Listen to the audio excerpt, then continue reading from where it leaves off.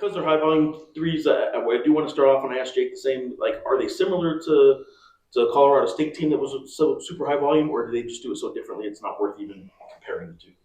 I think there's some overlap between those two teams. Yeah. And how you defend them then is that fair to say? I mean, Part, yeah, parts of that. Like anytime teams shoot with a lot of volume from three, then there'll be similarities in how we guard them. what do you see then in what do you see in Tulsa? Really good basketball team, shooting all over the floor. Really like play like four dynamic offensive players at the same time. The big is a good passer. They have depth, 2, 4, 6, 35. They go 9 deep. Yeah, really good basketball team. Jake was just in there talking with us about obviously the season, what lies ahead this week, what lies ahead for his future, all that kind of stuff. But he told us about something at the beginning of the season in talking about the relationship he has with you. Do you remember playing around the golf with him at San Juan before the season? Yeah, we played a few holes. He says that he was up 3 going into the last hole and then blew it. Yeah, he melted down for sure. Two things. One is, were you in his head a little bit? Were you talking at all? And to make that happen? And B, how has he grown from like a clutch moment like that and not solving that hole to how he kind of handles himself now? No, I don't have to talk to him. He's in his own head on the golf course. Like I don't need to do anything there. But yeah, no, I don't. I mean, those are two different arenas for him. He's much better on the basketball court. You did say that in terms of what he wants to work on going into next year, and I'm curious where you're at with this. I mean, he obviously had a remarkable freshman year, so it's nitpicky to say he needed to do this better or that better. But when he says what he wants to be better at next year, it's 13 feet and in, he said, and touch. And how does that align with what a coach says Jake Hall needs to probably get better at? Yeah, I mean, he can definitely get better. We'll have those conversations in the off season with every player about, kind of where they are, where we think they can go, and what aspects of their game we want to really focus on in the off season and try to help them improve. There are some big decisions coming up because portal is about a week away. I'm just curious I know you don't want to look too far ahead, but there's going to be some changes, I'm sure. But what kind of conversations do you have with these guys about moving forward, staying here, or jumping in? What do you do? Oh, right now we're just focused on our team playing good basketball, worrying about Tulsa, trying to have a good week in Indianapolis, and try to get 2 games in, and go 1-0 in the first one and see what happens. Brad Underwood has built a team with 5, 6 European guys on it, and you got that same kind of presence here. Is that kind of an untapped resource where maybe that's the future of a lot of college teams as they start to look for these European players that are a little bit older? I think there's a lot of different ways to build good basketball teams. Some of the teams that are still playing have a European influence. Some of them don't, and they're good teams on, all sides of that roster building. So there's tons of good basketball players in the world, and it's just like how you want to build your team and what makes sense for you as a coach and your university and what fits that and the style you want to play. But, I think there's a lot of different ways to do it. It's kind of a unique situation here. You're coming from this building, which is pretty historic in its own right, and you're playing in a venue on Thursday, and that's seeing the Hoosiers championship game. Have you ever been to Hinkle, and what's your thoughts about playing in that program? No, never been. Excited about that opportunity. Are you going to measure the rim when you walk in? No, I don't even think our guys would know what that was. It'd be lost on them. Coach, you talked about Tulsa's three-point shooting. Your defensive philosophy this season has been protect the paint first. Does that change at all with the high-volume three-point shooting team like Tulsa? No, that's always kind of a pillar of what we're trying to do, and how we rotate, the urgency we rotate, our ability to contest. Can we win in rotation? I think those will be the questions we got to answer on Thursday. And then for Tulsa, the big guy, Barry, number 9, it doesn't seem like they have a ton of rim protection outside of him. I think they have like 2.4 blocks per game. Is that an area where you guys think you can have some success attacking the basket? We always want to attack the basket, whether there's rim protection or not. I think who's there and how they rotate and where they bring help from, should inform our end to drive decision making on when to be more aggressive to finish, or maybe spray it or make a different decision. But we everything we do starts with trying to create some rim pressure. ask Jake this too. The last 3 games, you had the big crowd behind you, elevation, that kind of atmosphere. You won't have that in Indianapolis. How important is it for you guys to manufacture your own energy? Well, yeah, I mean, I think at this stage, like, we've kind of had such a long season, and these guys have earned a really, really cool experience as an opportunity here to continue to play and finish. So, I expect them, to have plenty of energy. We've given them some time off to recover. I don't think our energy level will be an issue. Barron, their big man, was a Navy guy. It's tough, sets big screens. But do you see Thomas pulling on, having some quickness advantage on him? He's a big guy, kind of a plotter. Do you think Thomas has some quickness that might be an advantage for the Lobos? Yeah, I mean, he moves pretty well. But, Tomasov is a good player. And so really we think that he can find advantages, generally every night relative to matchup if we can get him in the right positions and, try to get him in position to be successful. So, Tomasov is a big part of what we're doing, and he's going to be regardless of the personnel matchup. And so, yeah, we'll look at all the matchups and try to identify advantages anywhere we can. But Tomasov will always be a big part of what we're doing. So just like looking at you guys, you're coming off of 3 decisive wins. Talk about just the confidence that this team has and confidence you have coming into this game on Thursday. Yeah, we're playing good basketball. I mean, we'll have to continue that because Tulsa is a really good team and best team we've seen in this event.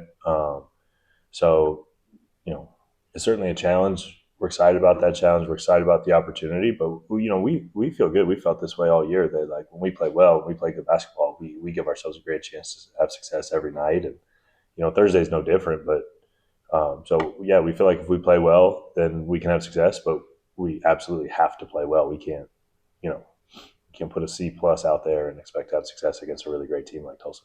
For sure, and obviously there's probably going to be some jitters going to Indianapolis, which is known for basketball, but it's also known for Indy 500. Are the Lobos going to come out like an Indy car and just hit the ground running real fast paced? Is that what you're looking to do right away? That'd be great if we can.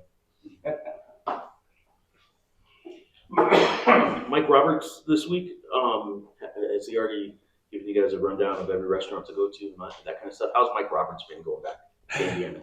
He's pretty busy focused on Tulsa, so we haven't gotten a lot into the Indianapolis aspect. The Hoosiers question, like, I don't want to get you in trouble about to go to Hinkle, but like, if a player in a end of game situation, timeout, ever refused to play and a bunch of players refused to run the play you drew up, and one player said, no, draw up a play for me. As a coach, what would you do if a player told you, I'm not running that play, draw up a play for me? I think that it's all contextual. It depends on who the player is, what the situation is. Maybe we drop. Maybe they're right. Sometimes players are right. Another question about the experience of going to Indianapolis and having the NIT be the same location as the Final Four this year. There's going to be a lot of stuff going on, a lot of opportunity with the Fan Fest, which is really cool. And then Jake even mentioned the possibility of going to the semifinal games on Saturday if the team wins. How much do you want them to experience this and really immerse themselves in it, because you're going to be right in the middle of it there downtown, and it's still a business trip, and you've got 2 more wins to get to hang a banner? Yeah, I mean, I think we're at a stage where our guys know what we're doing. I think we're comfortable in our preparation. They understand when it's time to focus and get down to business. But there's downtime on road trips, and so if there's opportunity for them to have a good time outside of what we're doing, or there's aspects that we can, have them experience as a opportunity to play in this event at the Final Four, then we'd certainly like to accomplish both things. I know you still got some games ahead of you, and I'm just curious, as a coach, what has this year meant to you? Coming in first year, whole new squad, and what you guys were able to accomplish. How special is this group? Yeah, I mean, this has been a great group, and I'm sure there'll be time to think about that when we're done. But right now we're just trying to keep this group together, play good basketball on Thursday, and try to extend our season. What'd you think of that shot yesterday? Yeah, it's pretty cool. Crazy turnover, but I mean, that shot was awesome. That's probably a shot you dream about all the time, Eric. Yeah, for sure. My mom actually texted me after the game and she said, "You see the UConn shot?" And I was like, "Yeah." She's like, "You can hit that every day." Yeah. Yeah, and so, I mean, a few weeks ago, obviously the disappointment there at the Mountain West Conference tournament, but now you guys are 3 decisive wins. Now you guys are heading to Indy. So can you kind of give us just an overall how the team is feeling right now, obviously heading to the Final Four? Yeah, for sure. I mean, we're excited. It's gonna be super fun going up to the Final Four and playing in the NIT Final Four, and it's a great opportunity for this group, and hopefully carry momentum into next season. And after that disappointing loss, I think we kind of got some excitement back, and we're definitely excited to play. Have you ever been to a NCAA Final Four? I haven't. Do you? I don't know what the plan is right now. I don't know if it's contingent on winning or not. But are you guys able to partake in any of the Final Four activities? I'm not sure. I know if we win the first game, we get a suite at the Final Four. I'm pretty sure, so that'd be pretty cool. Obviously, going into this, Tulsa's a team that get majority of their points at the 3-point line or the free throw line. Are they a lot like Colorado State in their 3-point shooting and like how you have to defend them? They seem 3-point heavy. Is the reason? Yeah, I mean, in ways, yeah, for sure. Yeah. Is it just a 3-point heavy? They don't do it the same way. Yeah, I mean, Colorado State has a very unique offense. I think just the way they run their offense is super unique, and not a lot of people kind of mimic what Colorado State does. Their off-ball cutting, off-ball movement, kind of playing that 5 out. But yeah, in a way, yeah. Is when you're looking at your phone, not the UConn shop text from mom and stuff like that, but when you're looking at your phone and you guys are making a little bit of a run in the NIT, I'm curious what peers, what friends, what people in basketball are telling you guys. Because as we preface all kinds of questions, it's like we know it's not the tournament, but it is still one of 8 teams left, at the Division I level playing. What are people telling you? What's the mood about your guys' run?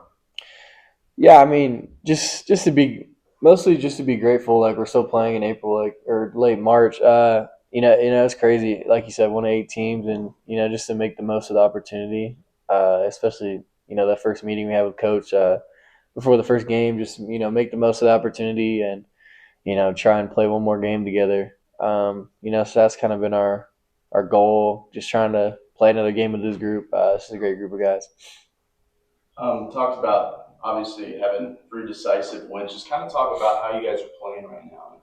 You feel like you're clicking, and it just seems like a well-oiled machine, man. Yeah, for sure. I mean, we're definitely playing great basketball right now, and we got a lot of momentum going into this game. But I think the focus is, like I said, just trying to play as together as possible and trying to fight for another game with each other. For sure, and then obviously going to Indianapolis, big stage, getting out quick. How big is that to kind of set the tone? Just get the jitters out and maybe get a fast start. Yeah, I mean, we always try and come out fast. I think we've had a few troubles with it this season, coming out slow. So I think that's not our main focus, but we would love to come out fast and prove a point for sure. Jake, to that point, the last 3 games, you guys had the pit crowd behind you. You're not going to, hopefully, Lobo fans travel well to Indianapolis. But what's been the message from Coach to manufacture your own energy early? Yeah, I mean, through this whole NIT tournament, it's always been manufacturing our own energy. Like, the Lobo fans are incredible. Like coming out for all those 3 games, like that was pretty awesome to see. But we weren't necessarily like expecting it, so we knew we had to create our own energy as a team and as a group. And I think specifically the senior leaders just did a great job, like bringing energy and bringing their leadership. Can you talk to us about your growth on the defensive side of the ball? I mean, kind of looking at your numbers through the conference season, you've had multiple games with a couple steals. Can you talk about how you've kind of taken a step on that side? Yeah, for sure. I mean, my all-around game has just gotten a lot better since I've been here, and the coaches just do a great job of really like breaking down defensively stuff, so you can kind of get like some scouting report steals, just knowing where everyone's going to be and kind of recognizing patterns and plays the other team's running, just because we see it 3 days before. And I think credit to them. They put me in good positions defensively and offensively, and I'm just super excited how much better I got this year. Tulsa averages 85 points per game. It seems like when Tyler Riley is rolling downhill, their point guard, they're at their best. What kind of challenges do they present to the Lobos defensively? Yeah, for sure. I mean, they're a great offense. Like you said, shoots a lot of threes and, gets to the free throw line. We got to do a great job of, winning 6 feet and in and maybe limiting their three-pointers and but they score 85 points, but they also got to guard us, so that's kind of our vision. And Uriah Tennant entering the starting lineup the last couple of games. Tomeo Pons has been getting some really solid minutes and contributing big. What do you guys say about your fellow freshmen and their play kind of upticking, especially in this crucial part of the season? Yeah, for sure. I mean, I'm super proud of Tomeo, just the position he's been in all year and being able to come in these last couple games and give really valuable minutes. Just super proud of him. That speaks to the type of team player and kind of leader he is. I mean, he's such a great player, and I love sharing the court with him. And it's been a blast. And with Uriah, I think he's just done a great job.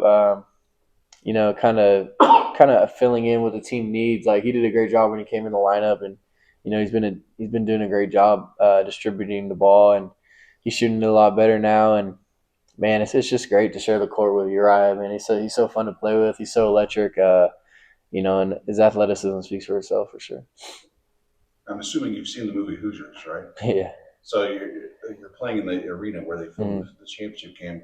The first thing you guys do when you walk in there, do you guys measure the rims? What are you going to do when you walk in there? I might take a video, honestly. That's probably the first thing I'll do. I'll walk in there and take a video.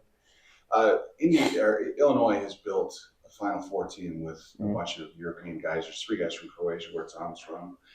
I mean, just talk about the influence of having a guy with that kind of experience. Obviously, it worked for Illinois, but having a 23-year-old come in here. Yeah, I mean, it's super valuable. I mean, he has a lot of experience under his belt, and he's been through a lot of different situations and knows when and where he wants the ball. And I think throughout the season, we've been able to get him the ball in better spots, and he's been playing really well this NIT tournament. And I think that kind of speaks to like him being able to vocalize like where we need to get him the ball and where he likes to get the ball, or vice versa even. So yeah, it's been cool. Now, with success brings attention, and it starts the rumor mill. Your coach has been rumored for a lot of jobs. Utah State's job was filled this morning, but is there any talk about the uncertainty of what might lie ahead? I mean, there's not that many job openings left. Yeah. Did you guys ever talk about that? Yeah, I mean, for sure. We all see the tweets and we all see kind of what's circulating, but Olen keeps us focused, and honestly, we haven't really been focused on that. Like, there's been a little chatter about it, but I think Olen has a great plan of what he wants to, what he envisions here, and he's a great coach. Like, he says he's going to build a great team next year, and I trust him, and yeah. I think UNM fans are a little sketchy when it comes to the transfer portal, because last year the team lost, and within 48 hours, most of the team had left. The transfer portal opens next week. What about that sort of movement? I'm sure there's going to be guys from this team that jump out, but just talk about the uncertainty of the transfer portal. Yeah, I mean, college basketball is in a crazy space right now. I mean, it's really uncertain. Like, a person could be telling us they're staying and then leave right when the portal opens. Like, not a lot of conversations have been had between the players and obviously the coaches, because we're still playing and trying to focus on winning this NIT. But yeah, I mean, there's a lot of uncertainty around it, but I think I think Olen brought a great group of guys and just loyal guys who really trust him and mess with his vision, like of where this program could end up in a year or two.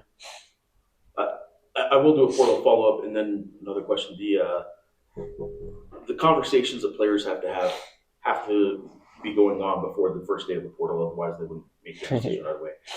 Even though you guys are playing, I imagine this is a conversation with mom and dad, but also a brother situation. Can you speak to sort of what all goes into that decision beyond just money, which is what people on the outside just think it's all a transactional, write me a check and I'll go wherever. What goes into the decision like you're about to have to make?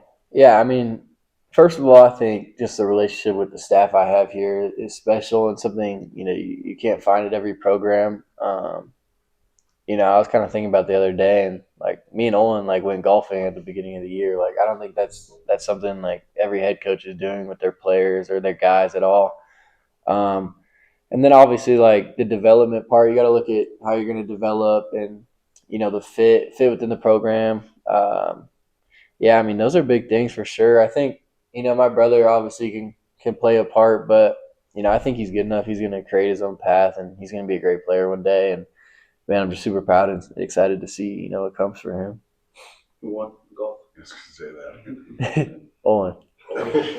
But we're playing soon, so I'm gonna get him back. He caught me on my off day. Caught me He on my caught off you on the day. Yeah. I mean, if I remember right, your brother said you were the second best golfer in the family. So Yeah. I mean, nah, I'm better than Dax, but Olin just caught me on a bad day. I was actually up 3 strokes on the last hole and had a little bit of a meltdown.